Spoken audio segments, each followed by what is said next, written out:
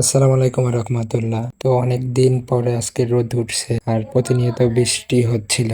সেজন্য আজকে আমরা খড়ের পালা ভেঙে আনি এবং খুব ভালোভাবে আলহামদুলিল্লাহ পালা দিতে পারি, কোনো প্রকার বৃষ্টি হয়নি। তো আমরা প্রথমে একটা পালা ভেঙে আনছি, সেটা আমাদের গ্রাম থেকে অন্য গ্রামে, সেই গ্রাম থেকে নিয়েছে। আর দ্বিতীয় পালাটা যে জায়গায় আছে সেটা হচ্ছে আমাদের গ্রামে। এটা আমাদের গ্রামের স্কুল যে আছে নাকোয়া স্কুল, স্কুলের পিছনেই সেই পালাটা। কিন্তু আমাদের বাসা নাকোয়া স্কুলের পিছনে পশ্চিম সাইডে এই জায়গায় যে উঁচা বাড়িগুলো আছে, এই বাড়ির শেষের দিকে আমার বাড়ি। কিন্তু এই উঁচা বাড়িতে ওঠার জন্য যে গড়ান আছে, সেই গড়ানের যে অবস্থা, খুবই বাজে অবস্থা। সেটা করলাম মাটি দিয়ে, কারণ সেরকম ভাবে খড় নিয়ে যেতে হলে খুবই কষ্ট হবে ভ্যান দিয়ে। সেজন্য ওটা ঠিক করে পালা ভাঙতে গিয়েছিলাম। তারপরে স্কুলের পিছনে একটু রাস্তা খারাপ আছে, সেই জায়গায় আমরা থামিয়ে তারপরে ভ্যানটা ঠেলা দিয়ে তারপরে তুললাম। তোলার পরে মাশাল্লাহ মোটামুটি সবকিছু ঠিক আছে। তো মাঝে মধ্যে সেই জায়গায় একটু ঠেলা দিতে হয়, যে বোঝাটা একটু বড় হয়, সেই বোঝার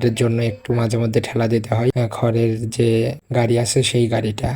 কিন্তু আমাদের সবচেয়ে বেশি ভোগান্তিতে পড়ছিলাম যে কাজটা, সেটা হচ্ছে যত খড় আমরা উপরে তুলছি পালার উপর, তত খড়ের পালা আছে সেই পালাটা বড় হচ্ছে, সেটা দেওয়া আমাদের খুবই কষ্টকর হচ্ছে। আর আজকের দিনটা মাসাল্লাহ এত রোদ উঠছে তার বলার মতো না, আর পালা ভাঙার জন্য আদর্শ।